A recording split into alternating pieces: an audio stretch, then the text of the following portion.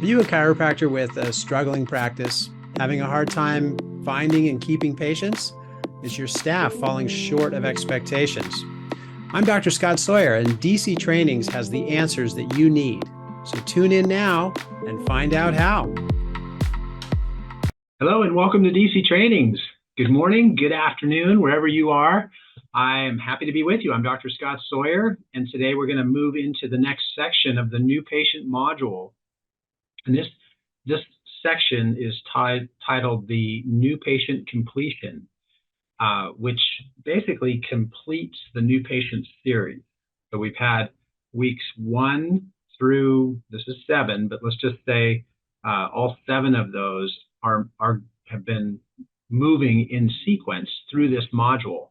And the new patient completion is a great way to wrap up that great memorable welcome, the first impression, all the way through, which I'm going to recap in a minute. But this is kind of wrapping up that whole series. And I wanted to just share with you, this is actually something that just came in yesterday, because when you do the sequence properly, you're going to get great feedback from your new patients.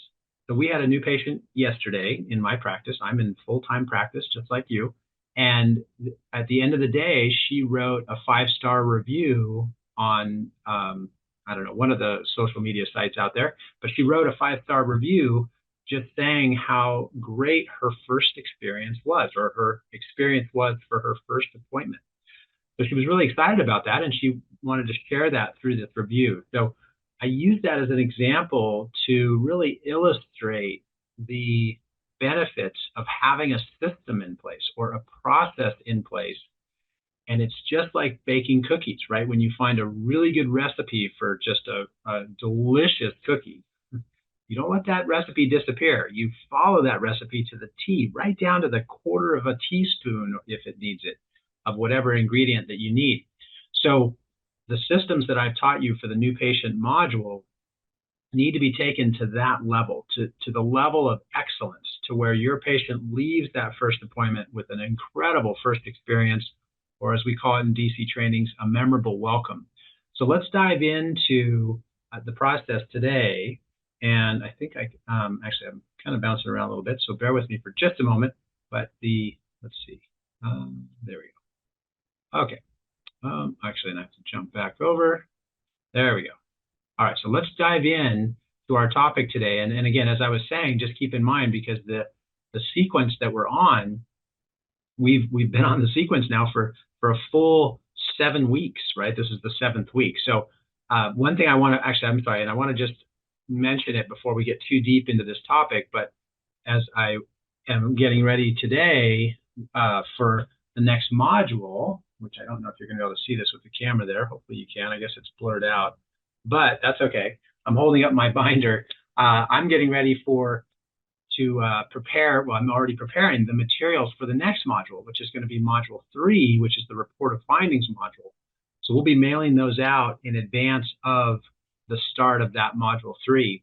So get ready, because we're going to jump into the next section and take what we've learned in the module 2, the new patient module. We're going to build on that as a prerequisite to module 3, right? Because if your new patient has a great first impression, what better way to follow that up than with a great report of findings to start their care plan?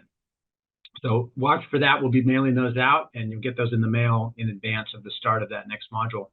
So as I said, let's go back over and jump into our topic today, because for our topic today, I want to make sure that you're following this sequence. So visually, you can see on the screen that this sequence has specific steps and specific pieces that, when linked together, bring about a great result, right? So when we're wrapping up that new patient experience with this section, it's a culmination of all those steps that's getting us to this point where we can have this great finale, if you will, for that appointment. So let's get into what specific steps need to be covered in this process, in this part of the process.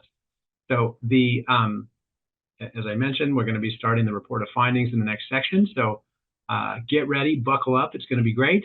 And before we move on from this slide, I'll just sort of reiterate for all of us that new patients come in to see us because they're desiring to have an improvement in their health, or they're desiring some benefit, right? Where you're going to help them with something. The report of findings is where we lay out the plan and the path to get them from point A to point B so that they can achieve that result that they're looking for. So if somebody goes through the trouble of coming to see you as a new patient, just know they want to start care with you, right? They want to begin this journey with you.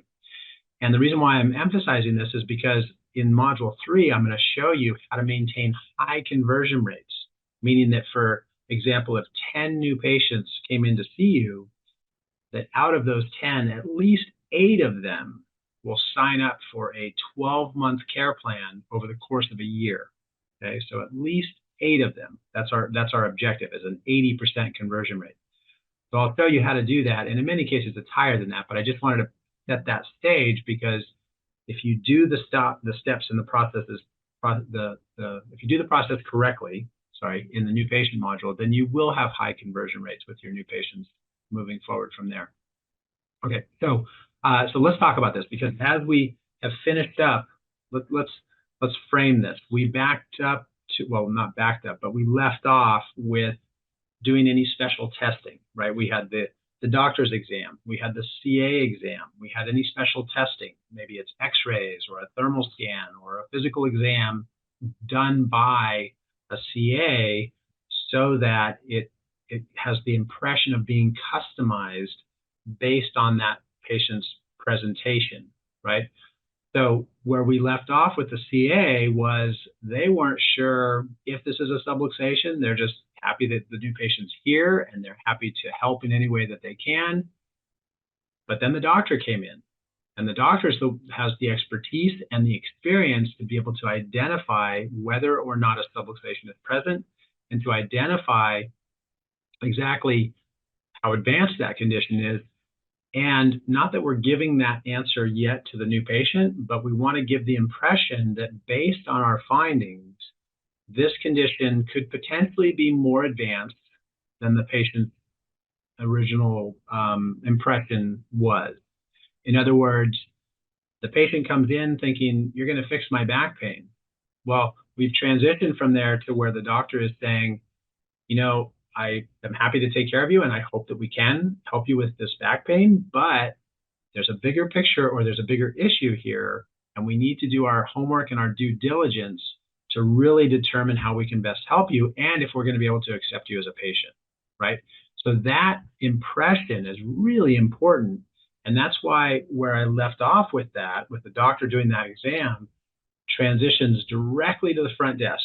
When the new patient is about to leave the office, CAs, even if it's the same CA, if you're the one who was helping the new patient in the consultation, and now you run up to the front desk and there you are at the front desk, your demeanor must change to emphasize that increased concern about the possibility of a condition that could be more advanced than it was originally thought to be, right? So we want to express that concern through our tone, through our conversation, the way that we're acting. And I'll just add one piece that will help you with this, is because if you can carry this trait the way I'm describing it, what will happen is you'll have a much easier time scheduling your report of findings sooner than later, right? When do we want our new patients to come back for their report of findings? As soon as possible, right? Because we want to get started with their care. We want to carry that momentum. So on the screen, you're seeing how it says, the reception CA continues to show concern about the exam results and offers the soonest available appointment, right? So we want to get them in like the next day or as soon as possible, so that we can then begin their care and really lay out the foundation for what's to come. So if you want to have an easier time scheduling new patients for their report of findings, then show that concern. Let them know through your conversation that you understand the long-term damage that can come if a subluxation is not corrected and not cared for properly. And based on your experience and your knowledge about that condition, you want to make sure that patient comes back as soon as possible. Okay, so really important to show that concern. Now, the documents that come with this, there's a few of them. Now we're going to go through these on the website in a minute, so I just want to kind of crunch through these and then I'll show you. But this is the documents you'll need to know. First of all, there's a script, so we have a script for you. You'll use that to really have the right dialogue and cover the key terms that need to be part of that conversation to schedule the patient's next appointment. We're also going to go through the summary of charges. So I'll show you how that summary of charges, which I showed you how the doctor fills it out, but now and at the time I told you, you remember, what did I say about that document? I said it was one of the most important documents in DC trainings. It's one of my favorites, and it's one that really basically acts as a baton, or a baton pass, if you will, from the doctor to the front desk. We're going to go through the subluxation degeneration, which further educates the patient about the condition they have and about what can happen if it's not corrected in the right way. We're going to talk about icing instructions, which is a great way to buy yourself time while you're studying the results. And if the patient's really hurting, you don't feel compelled to adjust them before you have a really full understanding about their condition and how advanced it is or not advanced it is. Actually, let me just jump in with a quick little story. This also happened yesterday. I had a child come in, well, relatively, he's a teenager, so a younger adult come in, and he was having a real bad injury from someone ran him off the road on his bike. So when he fell off it, they ran him off the road on his bike. They didn't run over him, but he hit a pole, fell off his bike, landed on his side, and injured his shoulder and his neck. Now, it was a pretty traumatic accident, right? He went to the ER, he got some x-rays, they released him, and then he came to see me. Now, the reason why I'm telling you this story is because my initial impression about his condition when I was doing his exam was he's going to need a pretty extensive care plan to resolve this injury because it was such a traumatic injury. Well, come to find out through the history, he had been under chiropractic care, and his mom, who brought him in, has been under chiropractic care, and they've both been receiving a semi-regular maintenance schedule of adjustments for a long time before this accident. So when we reviewed his exam findings, we were kind of surprised to find that the inflammation wasn't really advanced. And when I took the x-rays, we actually took a different set of x-rays than they took at the hospital. We took spinal x-rays, they took extremity x-rays. But the x-rays that I took actually showed a really well-developed curve in his neck. And that was one of the areas where his injury was. So when I reviewed those exam results, my first impression was we were going to need to have a pretty extensive series of adjustments to get him back to pre-injury status. But upon reviewing the results, I actually shortened his care plan pretty significantly because I felt we're going to get these results fast. He's got a stable spine. He's been under chiropractic care. There wasn't a substantial misalignment or indication of trauma.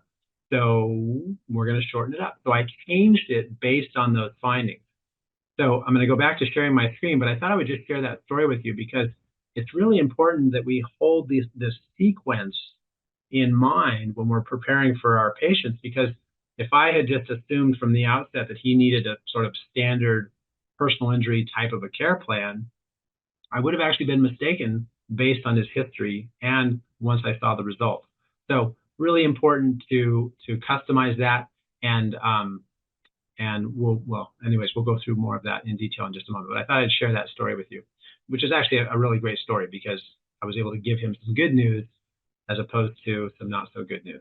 Okay, so icing instructions will buy you time, which is why I shared that story with you, because I didn't want to race in, start adjusting him, make a recommendation based on my initial findings alone.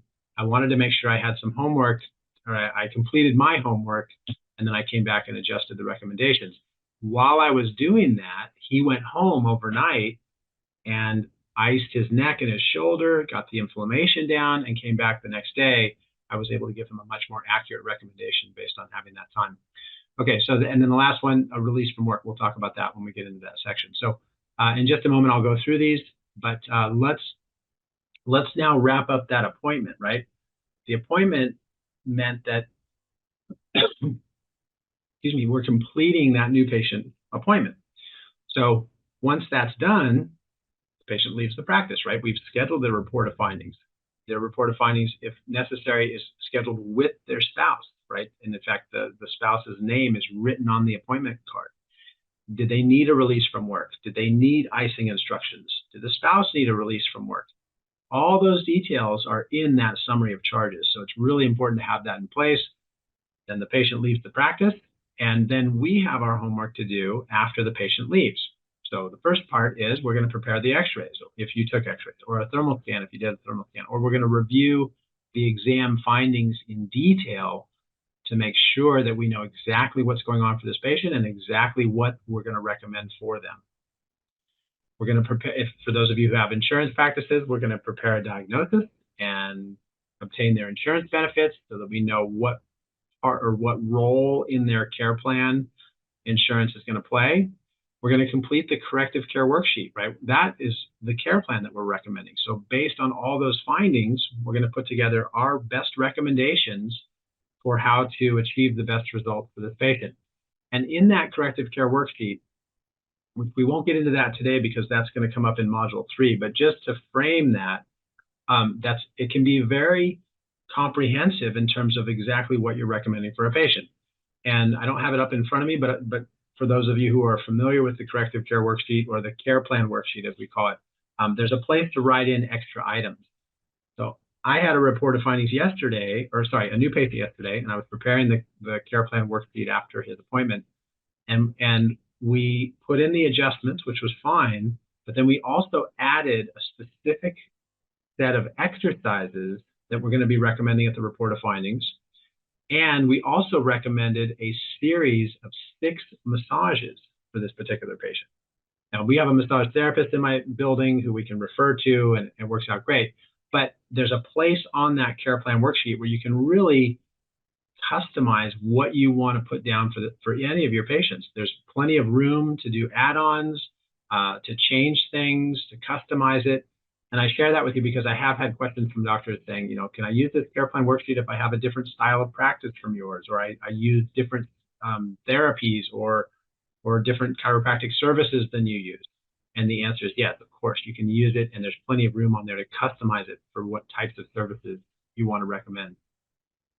Okay, so going back to here, after that patient left, the new patient, we have our homework to do. So we're preparing the x-rays, thermal scans, exam results, insurance benefits, diagnosis, preparing the corrective worksheet with exactly what we're going to recommend for this patient. And if there's extra things, you'll write them on there. We want to put in a confirmation call reminder. And these days, that call might be in the form of a text message, but there always should be some type of a reminder that goes out reminding that patient of the upcoming appointment that they have scheduled to review their results and get started with their care. So really important there. And if they're being scheduled to come back with a spouse or a significant other to join them at the report of findings, then that needs to be added into that message, that confirmation call reminder. So let's suppose you're calling somebody and you're leaving a message, you might say something like, hello, John, this is Amy from Dr. Sawyer's office. I'm just calling to confirm your appointment tomorrow at 10:15 a.m. with you and with your wife, Katie, and we expect to see you both on time. Even if you want to if you want to arrive a couple minutes early, we want to make sure we can spend the full amount of time with you. We'll look forward to seeing you tomorrow, and that'll be at 10:15. And so in that message, I clearly said what time it was, what the date was, and who the appointment is for. If it's for the patient and a spouse, make sure you put both of those in there. And part of why I'm emphasizing that is because, I would hate to do anything where it's a bait and switch, right? We don't want our patient to get the impression that we're asking them to bring a spouse or significant other because they need to help them with financial arrangements, or they need to decide how much they're going to pay. It's not about the money. It's about 2 things. And those 2 things are, let's get as many people under chiropractic care as possible, right? That's number 2. I gave you that one first because in our world, in the chiropractic world, yeah, we want everyone to have chiropractic care. So we might picture that as being number 1. Yeah, let's get our new patient to come back with somebody else so we can get another new patient and help them as well. Yes, but that is number 2. Number 1, the first reason to make sure that your spouse comes back with a significant other or spouse is because you're going to show the spouse specific ways to help your patient get better results, right? We want them to get the best results possible.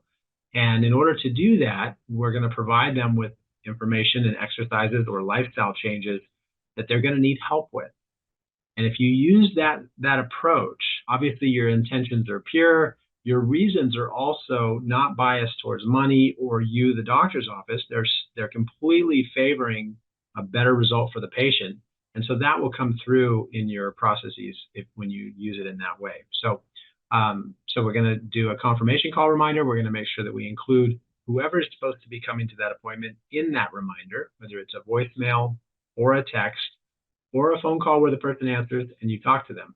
Either way, make sure that goes out and you get a confirmation. Now, I want to just and send a welcome letter. So we have a nice letter that we send out to our new patients that just welcomes them to the practice. It lets them know, how much we appreciate them, a little bit of background. So we send that out to them as well.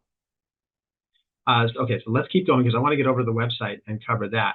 Now, I'm in a sidebar for just a moment. And the reason why is because we have patients that come in as new patients.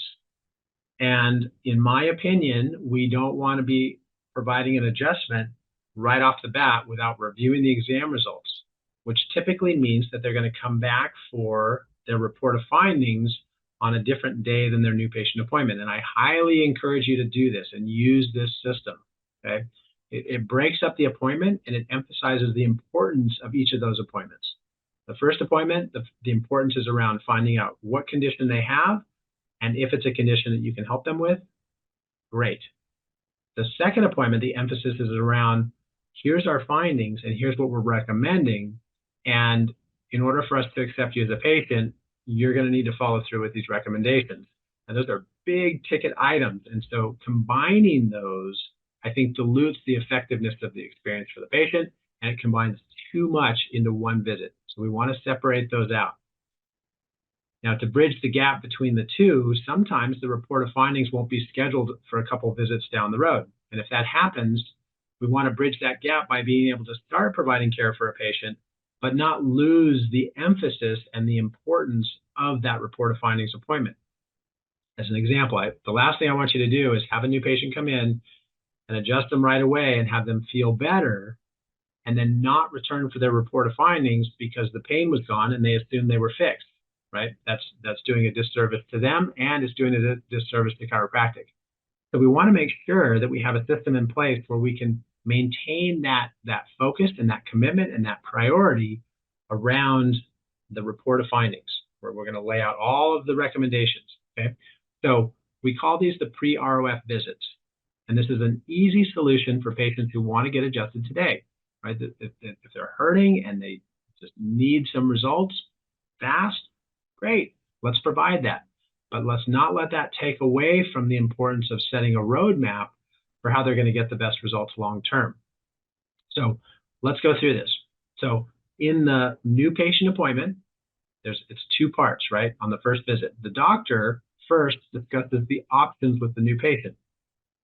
The CA then schedules the report of findings, which is that one out here I was talking about, and they also schedule their next visit, the next appointment where they're going to come back and get adjusted. Now, it says ASAP on the screen because it might mean that ASAP is like in an hour or in 2 hours, like the new patient's here in the morning and they're going to come back in the afternoon, or they're here in the morning and they just can't wait to get adjusted. So we're going to have them wait for a while until we can actually come back and say, hey, we've done a preliminary review of the findings. I'm going to go ahead and get started with your care, but I have a lot more homework to do. So we're going to also schedule another appointment to go over everything, and I'll let you know what I'm recommending for you. But we can at least get started sooner so that you can start to see some benefit. Another example that I want to share on this, which comes up very often from a lot of the DC Trainings members, is where you see a new patient on a Friday, or maybe it's a Thursday, let's say. I'm open Saturdays, but I'll assume for this, you're closed on the weekends, but you're open Monday through Friday. So let's suppose a new patient comes in on a Thursday and you don't have a report of findings appointment available on a Friday. It's actually not till next week. Well, you can use these pre-ROF visits to schedule them to come back for an adjustment on Friday so they can start to see a light at the end of the tunnel and see some results. And yet then we'll schedule the report of findings for the first part of the following week, buys you some time, and they're not going to just go somewhere else because they can't wait. Okay, so and we'll talk about the script in just a moment as far as the options.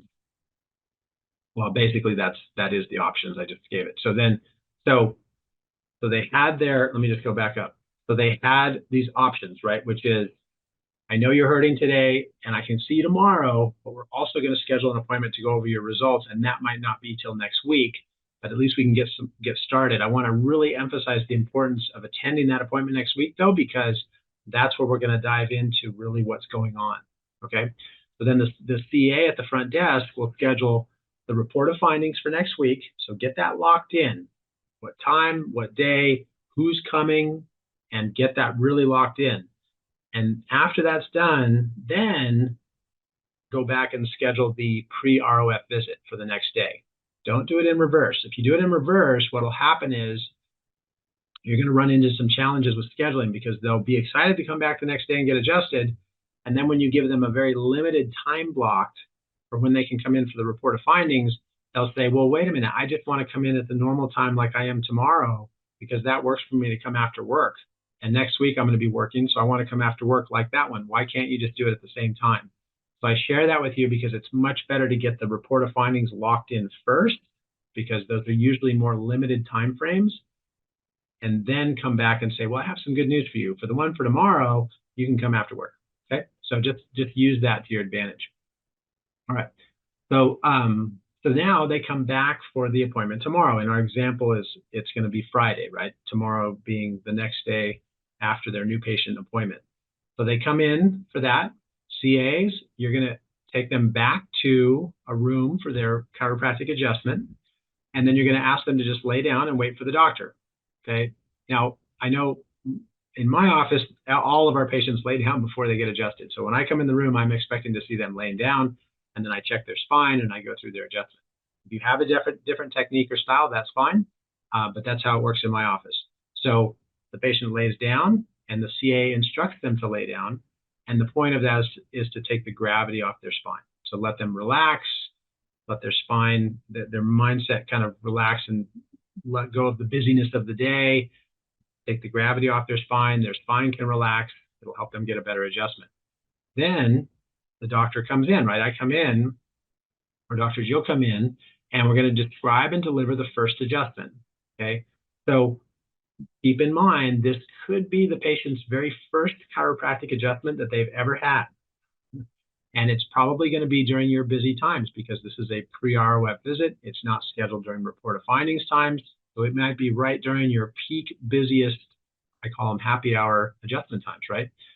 So we want to make sure that they're comfortable with that first adjustment. So we're going to take it from the position of, I'm assuming this patient has never had an adjustment before. How would I walk them through their first adjustment? And I want to emphasize this because there's a specific art to doing this. And the art is in not seeming rushed, but also fitting this visit into a normal patient adjustment visit time frame, right? And if that's in your office, if that's a 5-minute appointment, if that's a 15-minute appointment, in my office, it's about a 1 or a 2-minute appointment, but this could be their very first adjustment. So I have to be centered, I have to be focused, and I have to be deliberate in walking them through that first adjustment in a time frame that matches our normal ongoing visit schedule, right? This is not a full report of findings. So just keep that in mind and get comfortable in your flow of delivering that adjustment in a way that the patient sees your focus, feels your focus, and at the same time doesn't feel rushed through that first adjustment process. So that's something you probably want to practice with your team. That's why I like coming in and having the patient already lying face down, because I don't have to be rushed. I can go through my normal adjustment process. Okay, after that great first adjustment, then they sit up and I let them know, we're going to go, we have your appointment set up. Now, I'm sorry, let me add to this example, and this is important to understand this because there's a distinction here. Let's suppose the new patient came in on Thursday. Their report of findings isn't until Wednesday of the following week. So that gives us Friday, the patient's coming back for an adjustment, and now I'm seeing them for that adjustment. but there's still Saturday, Sunday, Monday, and Tuesday before their report of findings. So there's 4 days between the first adjustment and what could be their second adjustment. In my office, based on my normal customary recommendations for new patients, that's too long. I don't want to go that long. I want to really measure how long did they hold their adjustment.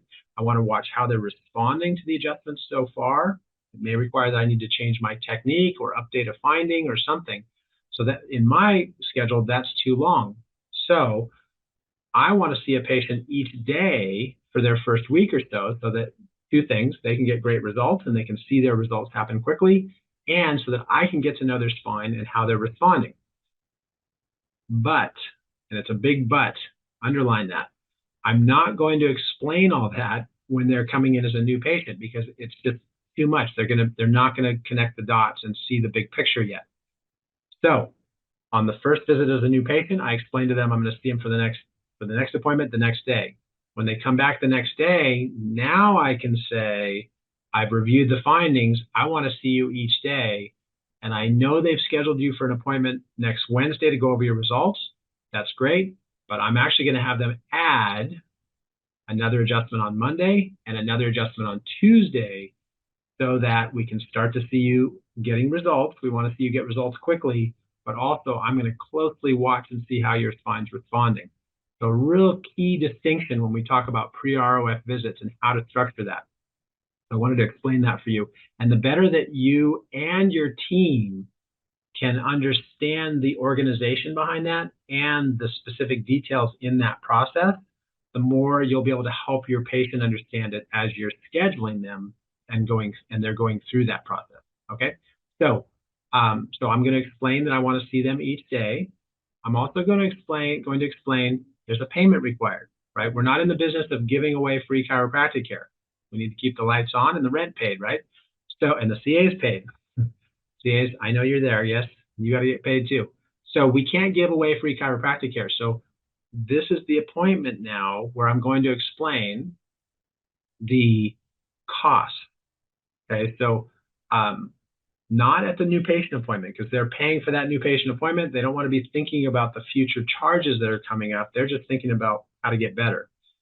But at the first adjustment after the new patient appointment, now I'm going to explain the cost. And that might sound something like, Lindsay, I just want to let you know that today was a great adjustment. That was your first one, so we got a good start. I also want to let you know that we're going to see you each day between now and the appointment where we go over your results, and that's going to help me get better results for you. But more importantly, it's going to help me to watch carefully and see how your spine is responding to the care that I'm recommending for you.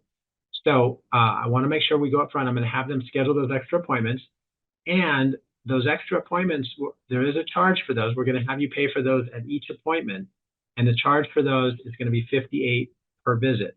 Now, just know that that $58 per visit that you're paying is going to go towards some great discount packages that we have, and we'll go over those next week on Wednesday. We'll show you what the discounts that you have and the options that you have in terms of those packages. But for right now, we're going to have you just pay for each visit, and that'll be $58 per visit. Okay? And I nod my head. Okay, so I'm letting them know that there's a cost that's going to be collected there's a charge that's going to be collected at each visit, and that they're going to be coming in for those daily visits. Then I walk them up to the front desk. CAs, you're going to collect the payment, and you're going to schedule those visits. Okay, so in this case, in this example, we're going to schedule visits for Monday and Tuesday on top of the appointment that's already scheduled for Wednesday. But I want to reiterate, what I'm not doing at the new patient appointment is I'm not saying at the new patient appointment, I'm going to see you each day until the report of findings. Because in the perception of the patient, I haven't studied the results yet enough to know that they're going to need daily appointments until the report of findings. So we wait until the next appointment, what's going to be the first adjustment, to explain the daily visits and the payment required. Okay? All right, and then from there, we're going to get into next week. Now, next week's great because we're going to talk about how the reactivating new patients. And what's great about reactivating new patients is two things. We're going to cover the whole sequence of the new patient, right? Because it's kind of a summary. It's for those patients who are coming back to see us and they, for whatever reason, they left the practice, but they're returning to start care again. So we're going to cover the whole process of the new patient appointment, and we're also going to cover the report of findings, going into the report of findings for the reactivating new patient. Okay, so that'll be a big topic that we'll cover next week when we jump into that. And then after that wraps up module 2. So from there, we're going to get into the report of findings module, and I've got some really great information coming for you on that, and it's going to be exciting. So get ready and buckle up. Okay, but for now, let's go over to the website, and I want to show you. Oh, let me just pull this over here. I think I have to refresh because it's probably, yeah.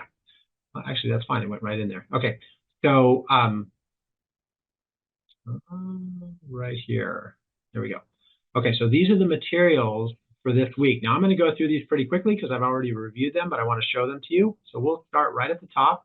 The new patient completion script is the script that follows exactly what I just went through with you.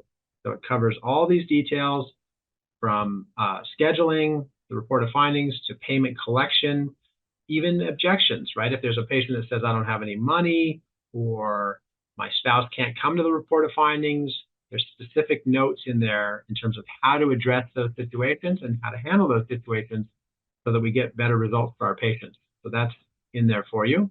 And then there's the subluxation degeneration, which this one is one that you'll send home with your patients, okay? You'll send home with them at the new patient appointment. And I want to emphasize this because, again, this has to do with the whole education process for our new patients. The new patient is leaving the first appointment understanding, yes, I have a subluxation, but we're not real clear on how advanced it is yet. The doctor's going to do some homework to find out, and I'll know next time when I come back to go over the results. So, but there was the comment in the doctor's exam about finding out whether or not there's degeneration associated with the subluxation. So what pairs nicely with that is that the front desk, when the patient's checking out, to say, the doctor asked me to give you this form, and he'll want you to read it, or she'll want you to read it at home tonight before you come back for your next appointment. And it has to do with the phases of subluxation degeneration. Now, we're not clear yet which phase you're in, but the doctor felt it was important for you to see this, and he'll probably ask you some questions about it, or at least he'll have some information regarding where your subluxations are when you come back. So just hand them this page when they leave the office. Okay, that's what that's for. And you can print those right off the website, as always. So those are there for you. The next is icing instructions. So if you have icing instructions that you can hand to the patient and send them home with that, that buys you some time while you're reviewing the results, and the patient feels like they're already under your care, so they can get started taking care of themselves, and you're participating in that in their mind, so that they're already receiving the care that they need. So a really great way to help. And of course, if there's a patient that's really acute, then of course icing is great to calm that down. Now, under notice of appointment, I have that blank copy here. You can just print that out and use it. Or I have the sample, which I'll pull up here, because on the sample, not that there's a lot of information here, but the point I want to make here is that the name on this could either be the name of your patient, or it could be the name of the patient's spouse, right? And what's important there is that sometimes our new patient will say, well, I'd love for my wife to come with me. That would be great. Yeah, I understand how important that is, but my wife works all day, so there's no way. And the easy response to that is, oh, that's okay. I'll give you a doctor's note for your wife to come with you. Now, it'll only, if she can just be excused for an hour, then that'll be all it is. So then she can go back to work. So it's not like she has to take the whole day off. It's just for that appointment, and she can go right back to work. So understandably, sometimes there's patients who work pretty far away, and so it may not be feasible to do that, but you want to use these tools so that for any circumstances where the spouse is close enough to come, but they are working, there's an easy solution for that, and that's in the notice of appointment. So use those for both the patient and or the spouse. And I say and or because sometimes they both need a note for work, but use those, and you'll have a much better show ratio. We call that show ratio, meaning of all the report of findings that we have scheduled, how many of them actually show up for their appointment. That's the show ratio, and it should be well above 90%. Next up is the release from work, and of course we have a blank. I'm going to show you the sample. So on the release from work, this would be something where a patient needs to go on disability, or they need work limitations or modifications. So this is a little bit more than just a notice of appointment. This is actually work restriction related. So there's a sample here, and it shows how to fill that out. There is a section at the bottom that's important, especially for those of us who handle patients who have either personal injury cases or work injury cases. We want to make sure that the employer can accommodate the work restrictions, because if they can't, then immediately that qualifies the patient for temporary disability. So it's important to have that bottom section filled out. You can fill it out, give it to your patient, or fill the top part out, give it to your patient, and say, take this to your employer and have them fill out the bottom section and then bring it back to us. This will protect you in the event that your employer is unhappy with these restrictions and hopefully doesn't fire you or something. But if there's a wrongful termination issue or if there's discrimination, this will protect you. So very important to get that back in the file to protect your employee, your patient, their employee. So that's that one. And then up here, last one is that welcome letter sample, which I showed you. So in the welcome letter sample, this is just a great way to welcome your new patients, right? It says, my staff and I are delighted that you have chosen our office to care for your chiropractic needs.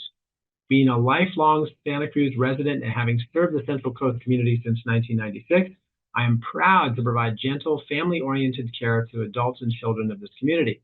We're an all-natural, drug-free chiropractic center and utilize state-of-the-art chiropractic adjusting techniques, which result in the greatest health benefits for our patients. Our Central Coast practice is recognized as one of the top chiropractic clinics, with numerous patients who come from all over the state and many from out of state because of the tremendous results we've been able to achieve and the advanced techniques we have developed. Our caring staff believes in providing a comfortable atmosphere during your care. Please let us know of anything we can do to make your experience as pleasant as possible. We're happy to welcome you as a new patient and look forward to serving you and your family's healthcare needs. For additional health information, please visit us on the web. Now, I wanted to say that this is a nice sample. You can modify this. You can come up with your own. That's fine. But I just want to say what can go hand in hand with this, and I do see your hand up there, Doc. I'll get to you in just a moment. But what can go hand in hand with this is what we call the welcome series of emails. So to use a custom business term for onboarding your new patients, what goes really well with this letter is that when your new patient comes in as a new patient, when they go home and they check their emails, they should have an email waiting for them from your office with the same sort of message as this letter, right? Welcome to the office. We're so glad you came. We're looking forward to taking care of you. And then in that email, there can be testimonials of other patients. That's the part where people come from all over to see us. We get great results. And here's some examples of others who have been very happy with their results when they came here too. So having a welcome email series that goes out, there would be 3 emails in this series. So if you want to write this down, the first email goes out when the patient schedules their appointment. So as soon as they call and say, hey, I want to come in as a new patient, as soon as that new patient appointment is scheduled, that's the first welcome email. The second is when they come in for their new patient appointment. After they leave, they get the second email.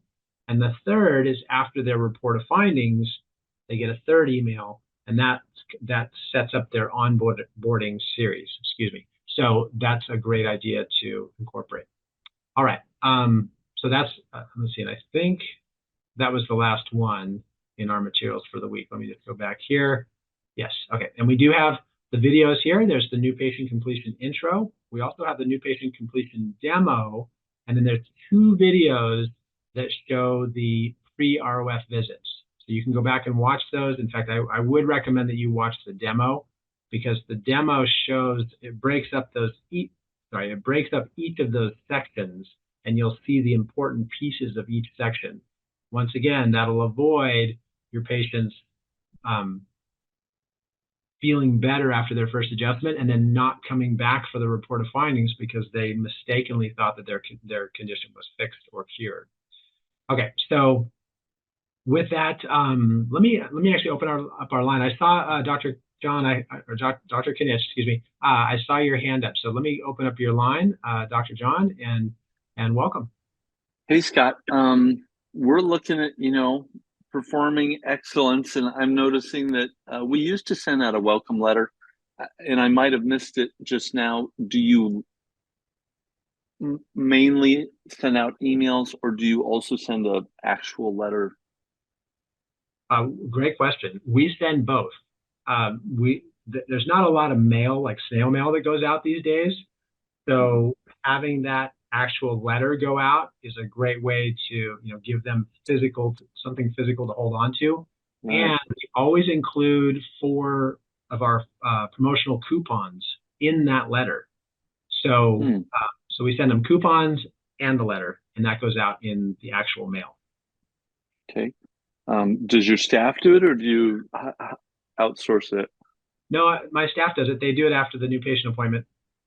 Okay. Um, and then we rely a little bit on text messages for these kind of this kind of content.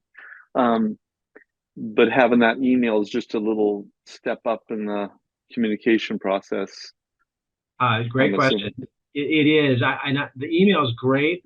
The text messaging, I know we've talked about this before, but on the text messaging, you can use the text to send a link to basically the landing page that has the information that would have been in the email. So in other words, if the email goes out, there's some text that says, hey, we're so glad you came in. We're glad to meet you. We look forward to taking care of you. Oh, and here's a video of a patient that raves about the results, just as an example.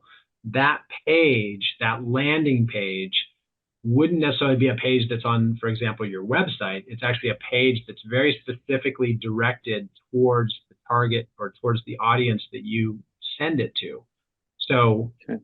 that can go in the form of an email where it says, welcome, click here, and it'll take you to that page. Or it can go in a text message with a link in the text message. They would click and it would take them to that page. So it can be And done both ways. who are you coordinating that with? Your email company and your website company, or your text messaging company? Great question. Text messaging company. Well, our email is through actually both, because our emails go out. We use Platinum systems, so the email goes out through Platinum, and the Oh, text messaging we use, that company we use is Review Wave. So the text messaging company goes out okay. Review Okay. Waves. Okay. Very good. I appreciate it. And it's a great question. I'll even add to that, because one of the things that we talked about when the new patient first comes in, or even before that now, with the way I just described this, with their first phone call, we want to find out what is their preferred method of communication, right? For those of us who have busy practices, we know that patients sometimes can be difficult to get a hold of. So if we start the relationship building right from the very first contact, knowing this person likes to be text, they like to receive text messages. This other person, they like to receive emails. If we know that right from the start, we're building that relationship moving forward. And again, because people have different preferences, we want to have both options available to us, but we'll find out from the patient which one they prefer. And that way we use that form for communicating with them. Okay. Thank you, Scott. Of course. Yeah, that's a great question. And I just want to compliment you, because I love how you always have your whole team. Dr. Davis is on the call too. He has his team. So it's great when we bring our teams together for these types of topics, because as we can see from our topic today, that there's 2 parts to this. There's the CA part at the front desk, but there's also the doctor's part too. So it's great to see teams, having this training together so we can all work together and better serve our patients. So thank you again, Dr. John. Let's see, I don't see any other hands up, but hello, Dr. Davis. I don't see your mic being able to be open, so I'm not going to call on you unless you change that. But I think we're right up against the hour, so I'll go ahead and wrap up. And as always, just say thank you for being a part of DC Trainings. I enjoy helping all of us to grow our profession, to serve as many patients as possible, and to also have very successful chiropractic practices, because we work hard, and We provide a service that deserves the level of success of any successful doctor's office or more. So thank you for being a part of DC Trainings, and I will talk to you next week. If you would like to become a member of DC Trainings, be sure to head on over to dctrainings.com to get started today.